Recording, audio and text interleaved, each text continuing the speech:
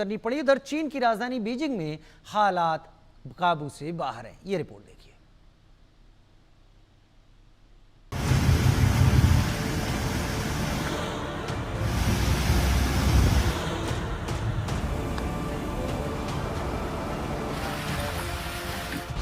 आसमान से बरसी आफत, तबाह हुआ टेक्सास।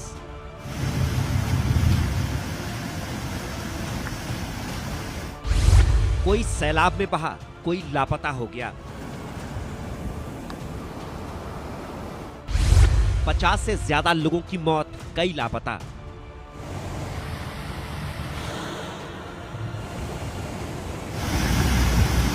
एक बार फिर अमेरिका के टेक्सास में आसमान से आफत बरसी। आफत ऐसी बरसी कि जहां देखिए वहां सैलाब ही सैलाब नजर आया। पानी का ये रौद्र रूप देखकर हर कोई डरा सहमा है। हर तरफ तबाही का मंजर ही नजर आ रहा है। 50 से ज्यादा लोग काल के काल में समा गए हैं। इसके अलावा दर्जनों लोग सैलाब में बहकर लापता हो गए।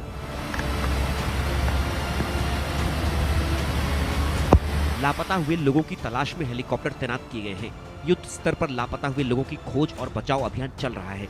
दरअसल टेक्सास में तेज बारिश से ग्वाडालूप नदी में अचानक बाढ़ आ गई। बाढ़ में अब तक 50 से ज्यादा लोगों की मौत हो चुकी है और दर्जनों लोग अभी भी लापता हैं।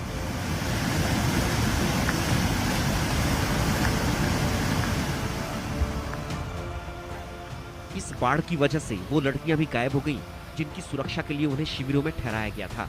किसी ने सोचा भी नहीं था कि एक झटके में सब तबाह हो जाएगा। माता पिता अपनी बेटियों की कुशल क्षेम के लिए प्रार्थना कर रहे हैं। हेलीकॉप्टर, नाव और ड्रोन की मदद से लापता लोगों की तलाश के लिए अभियान चलाया जा रहा है।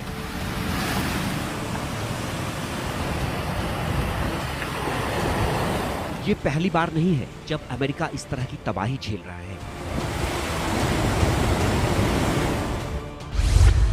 सितंबर 2024 में हेलेन तूफान से 250 लोगों की मौत हुई। जुलाई 2022 में केंटकी में बाढ़ से 45 लोगों की मौत हुई। अगस्त 2021 में विवर्ली में बाढ़ से 20 लोगों की मौत हुई। अगस्त 2017 में टेक्सास में बाढ़ से 68 लोगों की मौत हुई। अक्टूबर 2022 में सुपर स्टॉर्म सैंडी तूफान से 147 लोगों की मौत हुई। सितंबर 2008 में टेक्सास में बाढ़ से 100 से ज्यादा लोगों की मौत हुई थी। 2005 में कैटरीना तूफान में करीब 14 लोगों की मौत हो गई थी। कुदरत ने एक बार फिर से टेक्सास को अपने सैलाब के आगोश में ले लिया है। हर तरफ हाहाकार मचा है, चारों तरफ चीख पुकार मची है। एक बार फिर से अमेरिका ने प्रकृति का रौद्र रूप देखा है। पूरी दुनिया की निगाहें इस वक्त टेक्सास की तबाही पर टिकी हैं।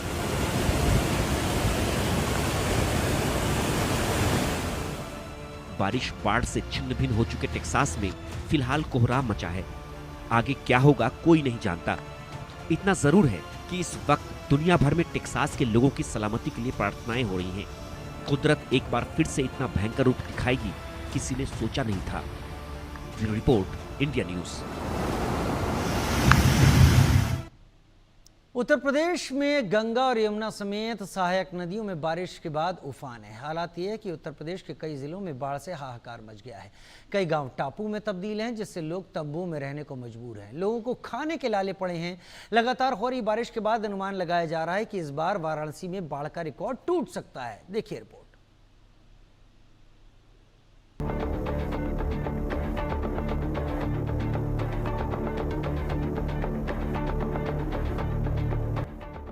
इस बार मानसून में ऐसा बरसा पानी, बढ़ गई परेशानी, मुश्किल में जिंदगानी। पहाड़ से मैदान तक बिगड़े हालात, हर जगह बाढ़, बारिश और सैलाब। देश भर में जुलाई में जमकर बारिश हुई है, जिसका असर अब बाढ़ बनकर कई गांवों पर टूट पड़ा है। जुलाई की शुरुआत से ही हो रही मूसलाधार बारिश का सितम यूपी के कई जिलों में बाढ़ का कहर है। गंगा, यमुना और चंबल में बढ़ते जलस्तर की वजह से बाढ़ का सामना करना पड़ रहा है। गांव के गांव नदी में समा गए हैं, जिससे अपनी और अपनों की जान बचाने के लिए लोग गांव छोड़कर चले गए हैं, या फिर बाढ़ में घिरने के बाद भी मदद की आस में घरों की छतों पर डटे हुए हैं। यूपी के जालौन में यमुना उफान पर है और खतरे के निशान से लगभग 5 मीटर ऊपर बह रही है। हालात इस कदर बेकाबू है कि बाढ़ की चपेट में कालपी, जालौन और माधोगढ़ तहसील के 2 दर्जन गांव बाढ़ का शिकार बन चुके हैं। कुदरत के कहर के आगे लोग बेबस हैं। पानी ने गांवों में डेरा जमा लिया है। बाढ़ में फंसे लोगों को जिला प्रशासन नौ से राहत सामग्री पहुंचाने में जुटा है। फतेहपुर में यमुना की बाढ़ ने लोगों के जीवन को अस्त व्यस्त कर दिया। हम बता दें, फतेहपुर के ललौली कस्बे में हम मौजूद हैं और यहाँ से लगभग 15 किलोमीटर दूर यमुना है और हम आपको तस्वीर दिखा रहे हैं इस रास्ते की कि यहाँ से पूरा ही यमुना का प्रकोप ने लोगों को घेर लिया और इस गांव को चारों तरफ से यमुना के पानी से घिरा हुआ है। हालात ये हैं कि जिस रास्ते से गाड़ियाँ चलती थी आज वहाँ पर नाव चल रही है। हम आपको तस्वीर दिखा रहे हैं, ये देखिए इस तस्वीर में जो दिख रहा है ये रास्ता है और ये रास्ता बांदा और मध्य प्रदेश को जोड़ते हुए राजधानी लखनऊ और कानपुर को जोड़ता है। ये प्रमुख रास्ता और इस रास्ते पे लगभग 10 किलोमीटर पानी भरा और यहाँ की हम आपको आसपास की भी तस्वीर दिखा रहे हैं जहाँ पे आप देख सकते हैं कि गांव के चारों तरफ पानी किस तरह से भरा। ऐसी ही तस्वीर फतेहपुर से आई है जहां यमुना नदी सब कुछ बहा ले जाने पर आमादा है। खतरे के निशान से ऊपर बह रही यमुना ने किसानों की फसल को बर्बाद कर दिया, जिससे लोगों के सामने रोजी रोटी का संकट खड़ा हो गया है। क्या नाम है आपका? मेरा नाम निजाम है। अच्छा, कितनी फसल डूबी है लगभग? ये लमसम पूरी 12,000 बीघे है पूरी फसल और इसमें तिल बोई हुई थी। सारी फसल बर्बाद हो गई। ना तो यहाँ कोई सरकार से मदद मिलती है, ना कभी मिली है और ना कोई शासन ना कोई प्रशासन कोई सहायता नहीं देते यहाँ, ना कोई आर्थिक मदद मिलती है हम लोगों को। बाढ़ की वजह से फतेहपुर जिले से होकर गुजरने वाले बांदा सागर और लखनऊ हाईवे पूरी तरीके से बंद कर दिया गया है। बाढ़ से लगभग 24 से ज्यादा गांव प्रभावित हैं। फतेहपुर में बारिश का दौर धीमा जरूर हो गया है, लेकिन नदी नाले के तेवर अभी भी बने हुए हैं। ऐसे में राहत और बचाव कार्य के लिए जिला प्रशासन ने भी कमर कस ली है। भारी बारिश की वजह से हिमाचल प्रदेश के मंडी में 2 मकान भरभराकर गिर गए। गनीमत रही कि इस हादसे में किसी की जान नहीं गई, लेकिन मकानों के मलबे में जरूरी सामान भी दब गया है, जिससे लोगों की मुश्किलें और बढ़ गई हैं। वहीं लगातार हो रही बारिश को देखते हुए प्रशासन ने लोगों को लैंडस्लाइड को लेकर अलर्ट रहने की चेतावनी जारी की है। Bureau report, India news.